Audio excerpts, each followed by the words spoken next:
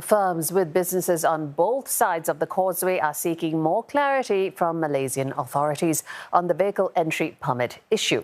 This comes amid relief over last week's announcement that VEP enforcement will come in phases. From tomorrow, vehicles without a VEP may still enter Malaysia, but those without the RFID tags will be issued warnings. Charlotte Lim with more. Some employees at this engineering firm have to commute to Malaysia daily. The firm applied for a VEP for its company vehicle nearly 2 months ago, but it's yet to be approved by the authorities. The experience has left the firm seeking clarity on the process. For example, say if I'm pending for verification, my status shows that at least tell us, like, am I waiting for something? And then how long would I have to wait? And then when is the deadline where the status will be changed, and or should I actually approach the counter or the departments to further furnish information? So all these are not known to me. Relief came last week with the announcement that vehicles without a VEP will be allowed to enter Malaysia for now. This gives the firm more time to register its vehicles.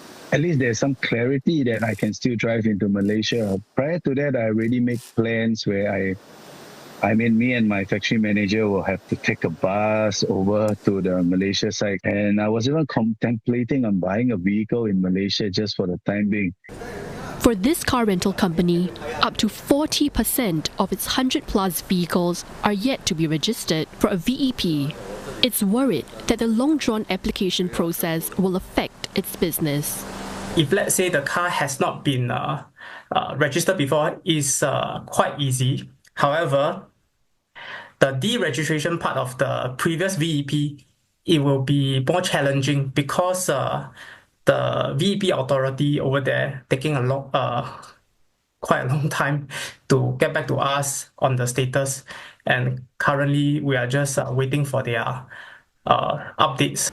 It's been at least 3 weeks since the company submitted its VEP application, and it is mulling over whether it should rent its unregistered cars to drivers crossing the border.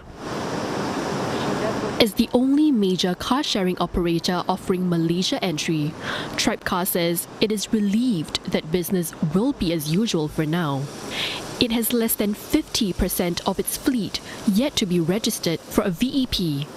Meanwhile, the Association of Small and Medium Enterprises says more can be done to reassure Singapore firms.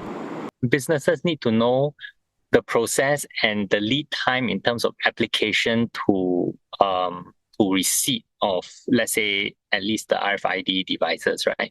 And whether they can handle the load. And I think the authorities in Malaysia would by now be able to project and predict how much manpower is required to handle the load. Mr. Ang says last week's announcement will give firms some degree of confidence that relationships between Singapore and Malaysia businesses remain important.